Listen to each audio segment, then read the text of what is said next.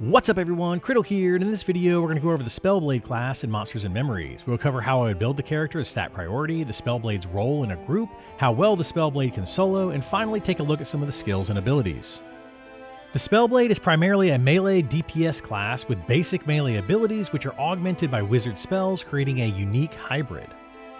Spellblades can be Dwarf, Gnome, and Human, and I suspect Deep Dwarf, Deep Elf, Deep Gnome, and High Elf may also be options in the future. As for stats, the Spellblade mostly uses 3, 2 of which start slightly higher. Strength will add physical damage, and Intelligence will add to its max mana pool, making both of these solid choices. Normally, on a hybrid class, I wouldn't focus much on max mana pool, but for Spellblade, it will be desired as that will be casting a lot of spells. For the last 3 points, Dexterity for the added hit chance is your best option. For the major combat trait, I would say there are 2 options here, and those are Brawn or Dexterous for the added strength or dexterity for the same reasons mentioned earlier. I wouldn't take Intelligent here, as the other 2 stats are better for the class overall, and the active ability of Intelligent only increases your max mana pool at this time and is not worth using. As for the better choice between Strength and Dexterity, it is hard to tell. While Strength will add damage to every melee attack that connects, a lot of the Spellblade's damage comes from its procs and direct damage spells. Procs are effects that have a chance to happen with each melee attack. Dexterity will allow for additional procs and in turn more spells cast, which I'll get into later. For now and at lower levels, I believe Strength to be the better option, but this will all change as the game develops further. For the minor combat trait, the Spellblade has a lot of options as it uses nearly every skill in the game. The main benefit of the minor combat trait is that you learn a skill 25% faster. For that reason, I wouldn't take the skills I'd be using often like basic combat skills, offense, bludgeoning, slashing, or piercing, as they should level up without much effort. Instead, I would take a skill I want to keep capped but wouldn't necessarily use often. This further rules out many of the casting skills. Abjuration and Divination are mostly used for buffs and most often cast out of combat, making fizzles when a spell fails to cast but still costs mana less impactful. Alteration for heals and debuffs, which I believe Root is the only spell Spellblades have that use this skill, and Conjuration, which are primarily for spells the Spellblade does not use.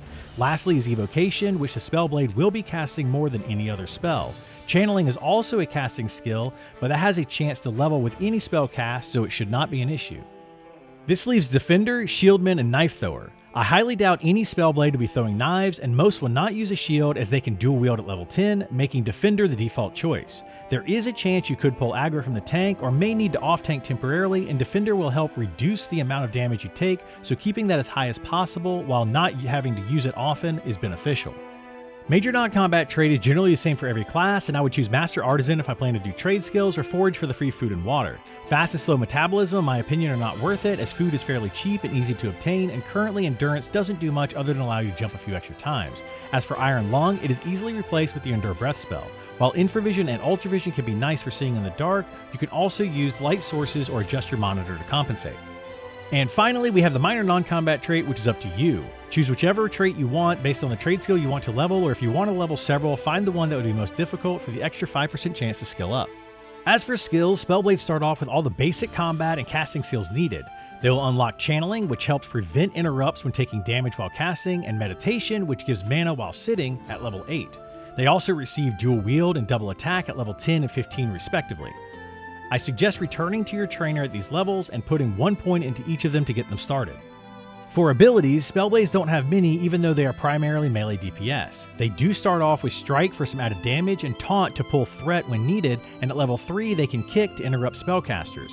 They also have Aura of the Arcane, which increases party intelligence and spell damage, making Spellblades particularly nice in a group with other spellcasters. Moving on to spells, this is where Spellblade gets interesting. Spellblades have a few buffs like Spell Shields, which increase health, armor class, and magic resist, as well as magic and electricity protection spells. Lastly, for buffs is their Barrier Line, which absorbs a small amount of damage and increases their melee and spell damage by a small amount per stack, with a chance of gaining stacks when a Spellblade is hit. This spell is interesting to me as the Spellblade is not a tank and shouldn't be taking many hits. However, this will be a nice bonus for soloing or in a small group without a dedicated tank. The bread and butter of the Spellblade, though, comes from the Infused Weapon and Direct Damage spells. Infused Weapon has 2 versions, Ice and Fire, each with unique traits. Ice Infused has a chance to proc a debuff which slows the attack speed of the target, stacking up to 5 times. This will be helpful when solo, tanking for a small group, or fighting a challenging enemy. Its fire infused, which I believe will be used far more often, has a chance to proc a direct damage spell and a buff that stacks up to 5 times, reducing the time of the direct damage spells by 20% per stack. This is what I was referring to earlier, where dexterity could be the primary stat for Spellblades, as hitting the enemy and generating procs may end up being overall more powerful than the normal melee attacks. Their last spells are direct damage spells, which can be cast without the fire infused stacking buff, but it's far better to melee and cast these spells when you have 5 stacks, making them instant rather than having a cast time. Overall, the Spellblade is an interesting take on a melee-focused spellcaster with its unique buffs. While I don't believe it will outshine other pure DPS classes, it does have its barrier, making it a viable off or small party tank when another option is not available. Also, due to its combination of spells, I believe it will solo fairly well, although it will have some downtime as it does not have any healing. Anyway, that's all for this video. If you enjoyed the content or found it helpful, please like, subscribe, and follow for more. Also be sure to tune into my Twitch streams where we'll be playing and chatting about Monsters and Memories as well as many other games. Thanks for watching, and I'll see you in the next one. Bye!